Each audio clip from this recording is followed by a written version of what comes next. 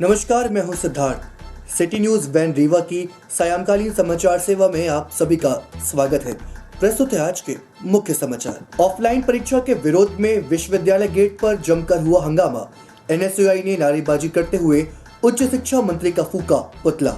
रीवा में फिर मानवता हुई शर्मसार। गौवंश से दुष्कृत के मामले में दर्ज हुई एफआईआर, आरोपी गिरफ्तार। और सम्राट अशोक की तुलना औरंगजेब से करने पर भड़का ओबीसी समाज, कलेक्ट्रेट गेट पर फूका पुतला। खबरें अब विस्तार से। विश्वविद्यालय की परीक्षा रद्द कर ओपन से कराने की मांग को लेकर रीवा के अवधेश प्रताप सिंह विश्वविद्यालय में एनएसयूआई के नेतृत्व में छात्रों ने जमकर हंगामा किया और उच्च शिक्षा मंत्री का पुतला दहन किया। छात्रों की मांग है कि जल्द परीक्षाएं रद्द नहीं की गई तो उग्र आंदोलन किया जाएगा। आपको बता दें, रीवा जिले में भी इन दिनों कोरोना का प्रकोप बढ़ता जा रहा है। लगातार कोरोना के मरीज सामने आ रहे हैं, जिसने प्रशासन की चिंता बढ़ा दी है। अवधेश प्रताप सिंह विश्वविद्यालय के कई प्रोफेसर भी कोरोना की चपेट में आ गए हैं। कोरोना के बढ़ते संक्रमण के बीच विश्वविद्यालय ने छात्रों की परीक्षा का टाइम टेबल निकाल दिया है, जिसमें छात्रों में काफी नाराजगी है। गुरुवार को एनएसयूआई के नेतृत्व में परीक्षा रद्द करने की मांग को लेकर छात्रों ने जमकर हंगामा किया और शिक्षा मंत्री का पुतला दहन किया। इनका कहना है कि परीक्षा रद्द कर ओपन माध्यम से कराया जाए। शिक्षा मंत्री को सब कुछ मालूम है, उसके बाद भी छात्रों की जान को जोखिम में डालकर उनके साथ खिलवाड़ किया जा रहा है। अगर जल्द ही परीक्षा रद्द नहीं की गई तो उग्र आंदोलन किया जाएगा। उपरोक्त सपोर्ट कार्यक्रम में एनएसयूआई के अनूप चंदेल, शुभम सिंह चंदेल, योगिता सिंह परिहार एवं अभिषेक तिवारी सहित अन्य छात्र शामिल रहे। प्रस्तुत है एनएसयूआई के प्रदेश सचिव अभिषेक तिवारी एवं युवा कांग्रेस के उपाध्यक्ष अनूप सिंह चंदेल से प्राप्त जानकारी के अंश। के साथियों के साथ संघर्ष कर रहे हैं। हर एक एनएसयूआई के साथी, हर एक छात्र अपनी मांग को लेकर अड़ा हुआ, लेकिन विश्वविद्यालय प्रशासन मुख्यमंत्री के और मंत्री के आदेश को ताके बैठे हुआ है। हम नहीं चाहते कि छात्रों को संक्रमण हो, हम नहीं चाहते कि छात्रों को जान खतरा हो। हम चाहते हैं कि परीक्षाएं रद्द किया जाए, ओपन बुक तरीके से परीक्षाएं दी जाए, लेकिन ये सरकार और विश्वविद्यालय प्रशासन अपनी मनमानी से बाज नहीं आ रहा है। छात्रों को जान में ढोसना चाहता है, उनकी जान खतरे में डालना चाहता है। हम लोग उसके विरोध में है। हम लोग चाहते हैं कि परीक्षाएं रद्द कर ओपन बुक तरीके से परीक्षाएं कराई जाए, लेकिन लगातार परीक्षाएं रद्द हुई, फिर टाइम टेबल जारी की। ये मनमानी तरीके से जो विश्वविद्यालय प्रशासन और उच्च शिक्षा मंत्री का पुतला दहन करके सांकेतिक विरोध जताया है कि हम आगे एक बड़ा विरोध भी करेंगे, शव यात्रा निकाले। हम जानते हैं कि मंत्री को सब सारी चीज जानकारी है, कैंपस के अंदर कोरोना घुस चुका, उसके बावजूद भी वो परीक्षाएं के लिए निर्देश दे रहे हैं। इसलिए उनको हम पुतला जलाकर हम विरोध करना चाहते हैं कि हमारे मंत्री जी मर गए हैं, छात्रों को कोई होश नहीं है, छात्रों को कोई चिंता नहीं है उनको। अभिषेक तिवारी एनएसयूआई प्रदेश सचिव, आगे भी संघर्ष कर जारी रहेगा। जब पूरा देश कोरोना की तीसरी लहर से पीड़ित है, मध्य प्रदेश और रीवा जिले में जिस तरह से कोरोना अपना प्रभाव दिखा रहा है, यहाँ के VC साहब प्रभावित हुए। कम से कम 5 ऐसे विभागाध्यक्ष हैं जो कोरोना से प्रभावित हुए। ऐसे समय में विश्वविद्यालय ने जो परीक्षा कराने का निर्णय लिया है वह पूर्णतः गलत है, छात्र विरोधी है। एनएसयूआई लगातार ओपन बुक से परीक्षा कराने की मांग कर रहा था। आज उसी मांग को लेकर मध्य प्रदेश की गूंगी बहरी भाजपा सरकार और अवधेश प्रताप सिंह विश्वविद्यालय के कुलपति रजिस्ट्रार को जगाने के लिए आज एनएसयूआई के छात्र यहाँ पे धरने पे बैठे हुए हैं। और मध्य प्रदेश के मुख्यमंत्री शिवराज सिंह चौहान को कहना चाहता हूँ, ये छात्र की आवाज दबने वाली नहीं है। ये एनएसयूआई के छात्र आज की ईंट से ईंट बजा देंगे जब तक ओपन बुक से परीक्षा नहीं कराई जाती है। ये लड़ाई एनएसयूआई के छात्रों की है, यहाँ के युवा। रीवा जिले में फिर एक बार हुई मानवता शर्मसार। गाय की बछिया से दुष्कृत का मामला आया सामने। नशे में धुत युवक ने वारदात को दिया अंजाम।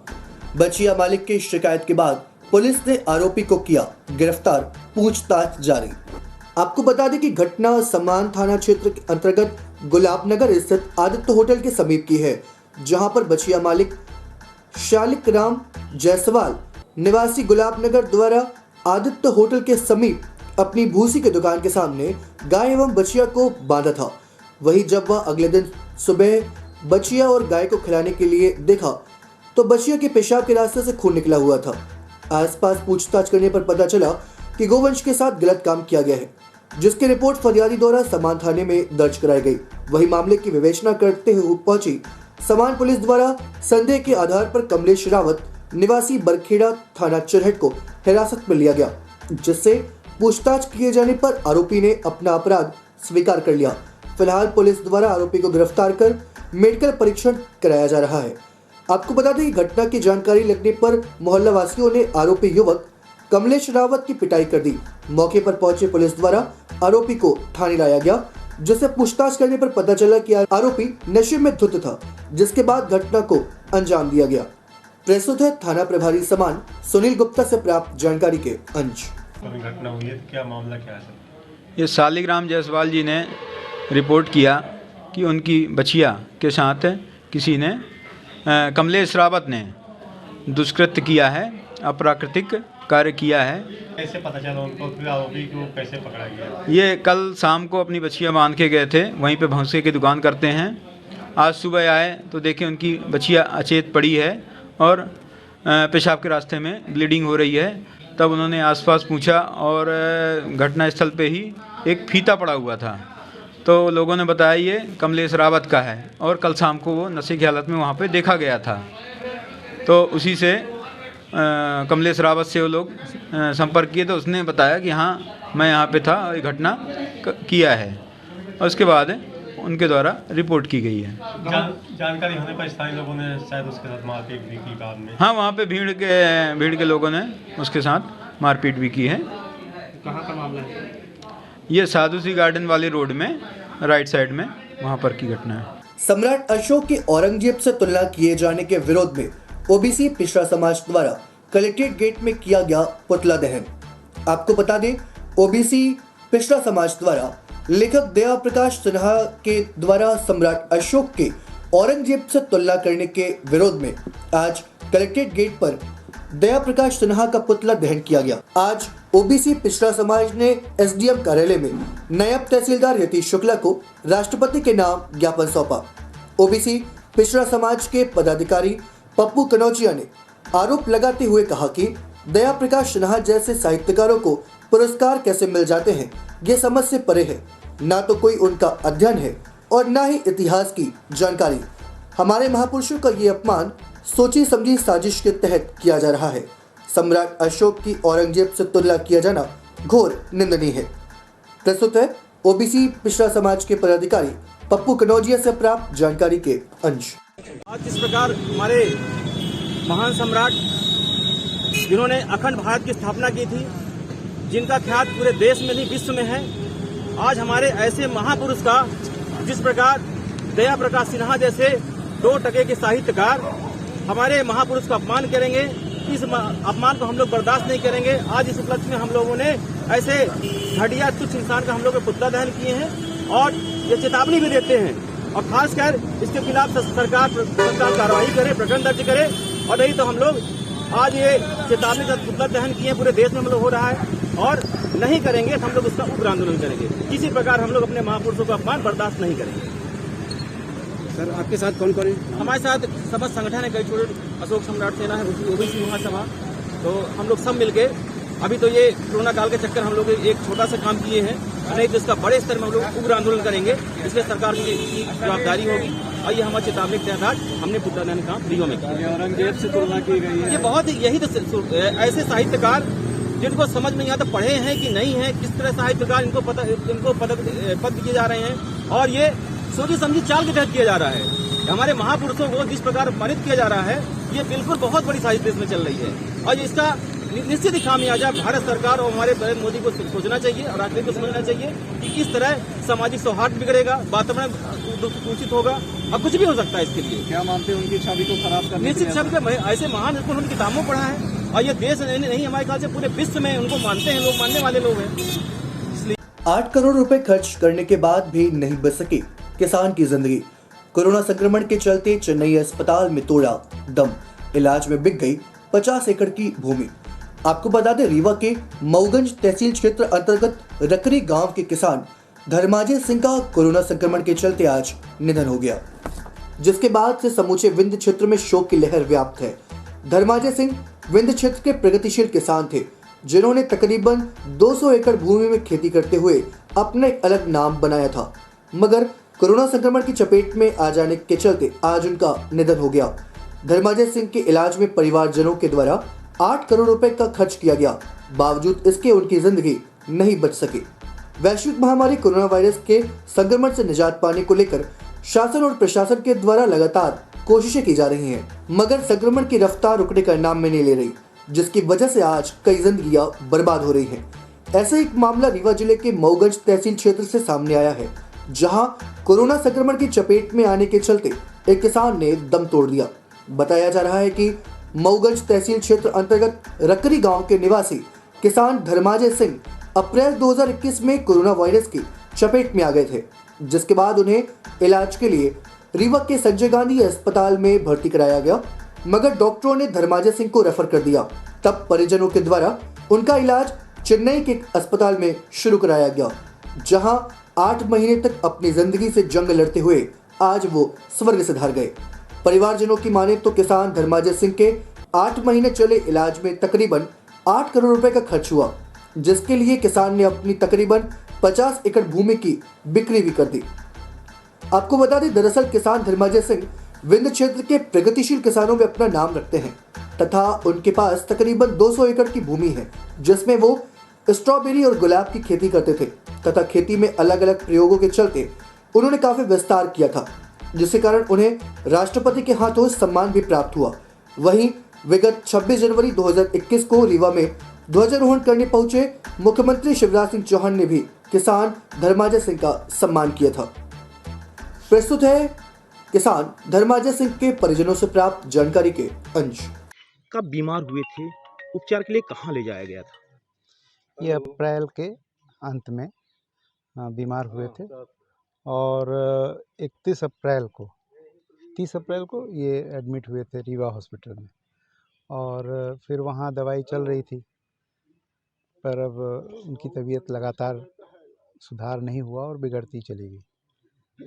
तो एयर एम्बुलेंस के द्वारा इनको 18 मई को ले जाया गया चेन्नई अपोलो हॉस्पिटल, और वहाँ उनका इलाज, पहले वहाँ से डॉक्टर आए थे 6-7 डॉक्टर, एयर एम्बुलेंस आया और यहीं पर एक्मो मशीन, एक छोटी वाली पोर्टेबल एक्मो मशीन लगा दिया गया, जैसे कि ले जाने में दिक्कत ना हो।